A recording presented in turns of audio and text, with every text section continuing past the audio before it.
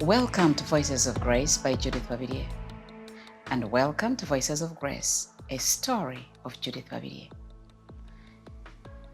I think I just want to tell you my story. For the longest of my life, you have known me as an artist. You have known me as a pastor. You have known me as a worshiper. You have known me in so many shades. But now I just want to tell you my inspiring story of who I am, what I've gone through, and how I became the who I am today. I just want to inspire, I just want to encourage somebody who has walked my journey or somebody who aspires to be like me. I just want you to hear the beat of me. Probably something special, maybe imparted in you, or you may learn a lesson, one or two, or be encouraged. So this is who I am. I was born in the year 1977. My mother was a high school student. She was a young girl. When my mother gave birth to me, we were living in Luero, in a small village with my grandparents. My mother is Namutebi Joyce. Narongo, Namutebi Joyce. And my grandfather is Mwami Chiwanuka. My grandmother, Muchala Chiwanuka. In that little village called Mobanda, on your way to Nandere, in Luero district. This is off the side as you go to the JSS, if you know that road that goes through the JSS. So that is where I spent the initial years of my life. By the time I came to understand, I was a loved child. I thought my grandmother was my mother. She loved me so dearly. My grandfather loved me so dearly. There was a lot of cattle. My grandparents had a lot of cattle. And they used to do a lot of farming. So every morning, my grandfather would go to the corral to milk the cattle. And the first milk that would come out would give it to me to take it. I felt loved. I never knew pain. Even when my mother came by to visit, I thought she was my big sister. Because I was loved, I never lacked anything. I knew that my big sister loved me. Little did I know that she was my mother. And no matter how much she tried to tell me that she's my mother, I was so comfortable in my grandmother and my grandfather because they loved me so dearly. Those initial years, they shaped the woman that I became.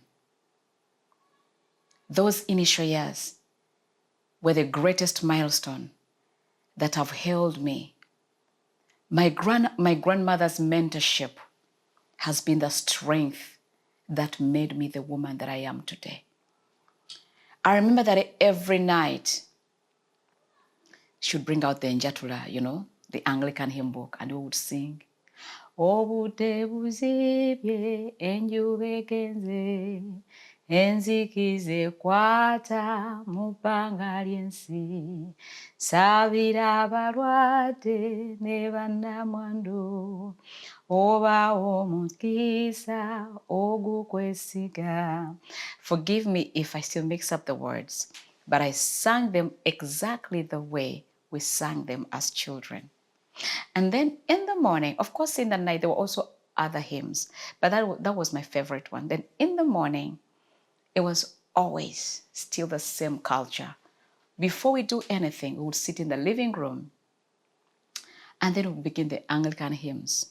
Tuzukuke, tuzukuke, and tujikole. So it was always like that. And then after that, my grandmother would give me some milk or black tea with maize or sweet potatoes or cassava, whatever it was. And then after having that cup of tea, we would all go hit at the garden. My grandmother, my grandfather would go digging, and me, I would spend time like as if I'm an inspector, just enjoying eating every mango, eating every banana, just enjoying. So as a child, my initial years, that is from my kindergarten years, I went to Nandere Primary School. Nandere is a Catholic school. That is where, again, I got the first foundation of my religion. This was the first contact of understanding the existence of God. By the time I began to understand, and then like, you don't realize when you started to observe your home, but then there is that time when you're like, okay, so this is home. So by the time I began to understand that this is home, I was at my Jaja's place. My Jaja was a middle-income family. Yeah, he was a very hardworking man. And my grandmother is my hero. She's a very hardworking woman, very hardworking to this day. And kama twabeeranga waawo, and there was a lot of cattle, entenga nyingi, amatanga mangi awaka. We had enough milk, a lot of coffee, a lot of food at home. I used to eat a lot of gonja. I loved plantains so much. And there was always enough. And when I was young, I never ate meat. But there was always fish for me. There was always chicken for me. There were always eggs for me. And I think, I don't know, but I got an idea in my head that I think actually I was and I am the most favorite grandchild. I don't know, but that's what I think, because that's what I see anyway. But she really cared for me so much, my grandmother. Kugamba twalina mu myaka egyo egy'ensanvu, nze ngenda okutegeera kale. Ng'ennyumba ya sementi, kuliko amabaati, ate nga nnene. And we were okay. Kyetwalina ndowooza bye bino, amazzi ga tap, tap water, blah, blah, all that. Electricity, we know we never had that. But it was okay. Nyumba ya sementi, eribera clean. We had everything we needed. There was sugar, there was salt, everything was there. And I remember that a few moments, my mother would come by. And they had a nickname for her. She's Namutebi. So they used to call her Nemo. I don't know. Every time she insisted I call her mother, I would call her Nemo. And to this day, me and her, we laugh about it.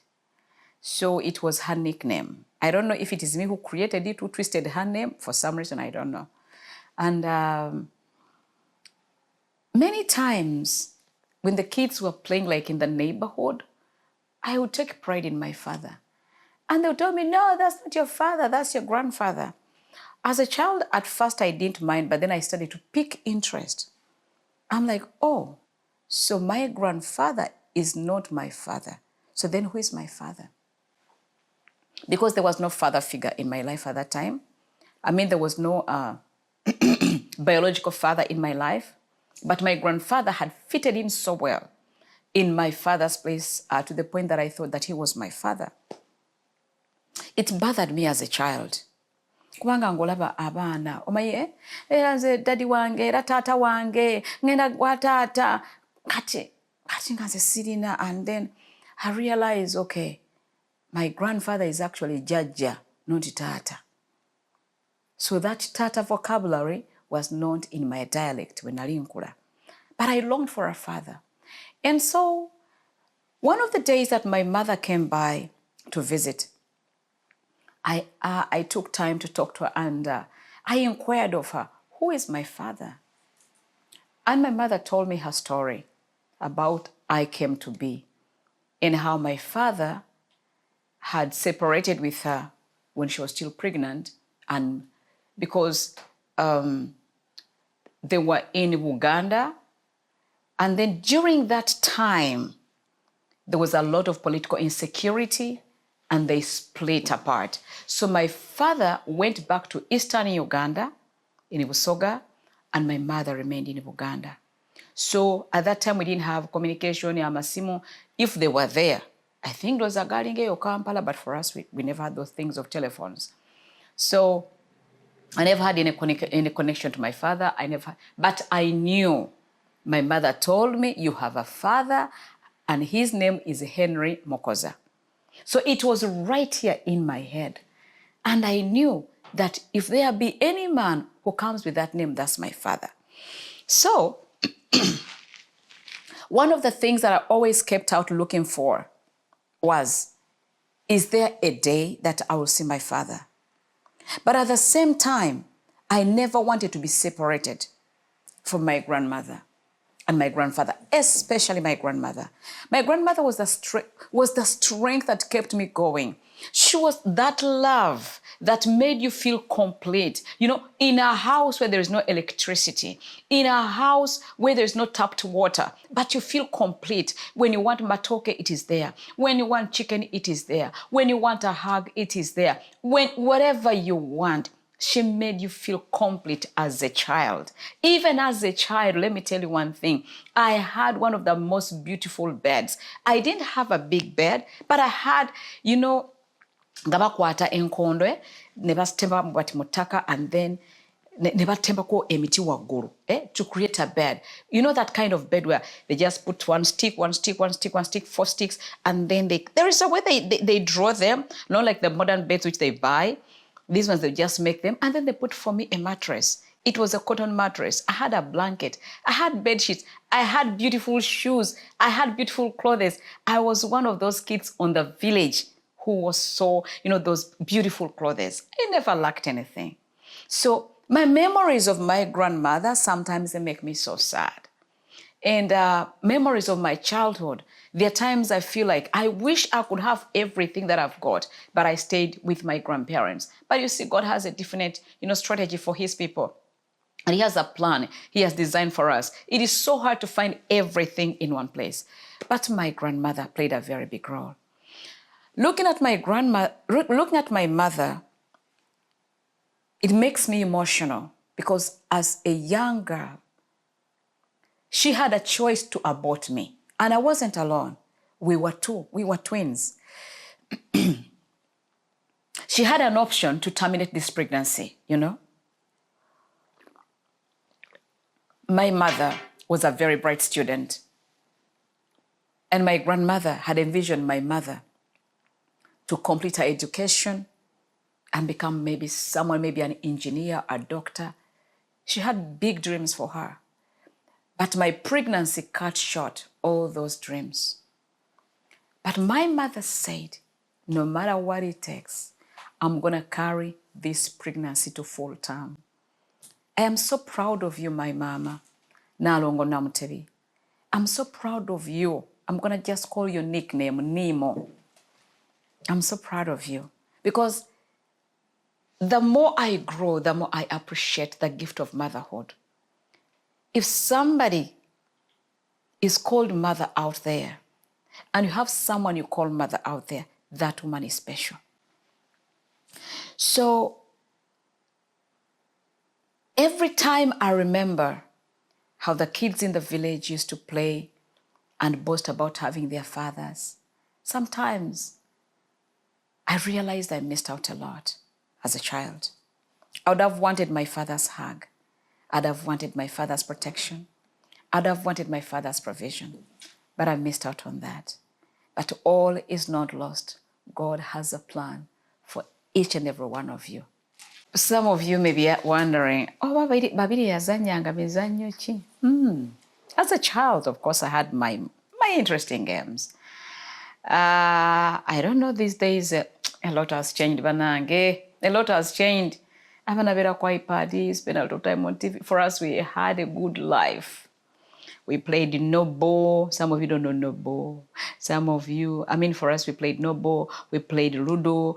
We played, what is that game? Statue. No, imirira. Statue. No, imirira. Akakazanya. I don't know if some of you know it. But me, my favorite one was Nobo. Because, I was short, I was tiny. Allah! Kapuleta akapira. Shoo! I'll turn this side. Shoo! Nembuka. Nenjaula. Nembwa wansi. That was one of my best games. So I liked it so much. I don't know. So Kids out there, parents, please let your kids play Nobo. Nobo is so nice. It's actually good even when, I remember sometimes my judge would get her gomas and come, that weapon, cool, cool. It was really fun, you know? So, but then, I also remember sometimes when my mother would come by, she would just want to come and jump. I remember one of my favorite dresses I used to wear was a blue dress. I think it was chiffon. It had something which I don't know in English, but chiyita veve. Ngachina veve wano wechiti ngachika wechiti wano. Ngajja nakwata bwati nabuka nazanya netwepena. You know, those moments were really very, very important for me. So one day nembuza my mom, but they tell me I'm a twin. What happened to my twin? And she told me it was really very emotional for her. She told me that her pregnancy, carrying me and my brother, was very challenging for her because she was still a young girl. And it was just a matter of life and death. And by the time she came to the time of giving birth, they had to take her all the way from Luero to Ginger Hospital because they had some of the finest doctors, and majority of them were white nurses. And so they took her there, and she gave birth to me first. That is why I'm Babirye. And then she gave birth to my brother next, and my brother passed on shortly. But it is yeah,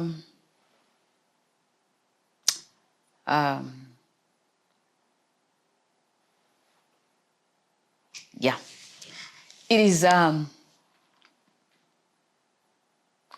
is one of the things that I've struggled with in life to this day, because my mother, afterwards, she got married because she never got to meet my father again, and they separated. She got married and she had other kids. But I've remained alone in this world. I don't have anyone with whom I share a mother and a father. Like, you know, like when you're in the family and everybody else has a brother with whom they share a father or a mother, but you're by yourself. On my father's side, I'm by myself.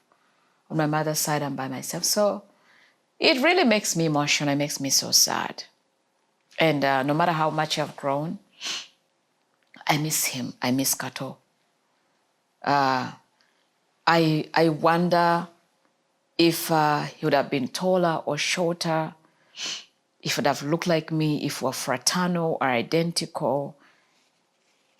I just wonder if he would have been an artist like me, would he have loved God like me? I just want to, you know, it makes you inquisitive. And above all, I miss that love of having a direct sibling. It makes me emotional.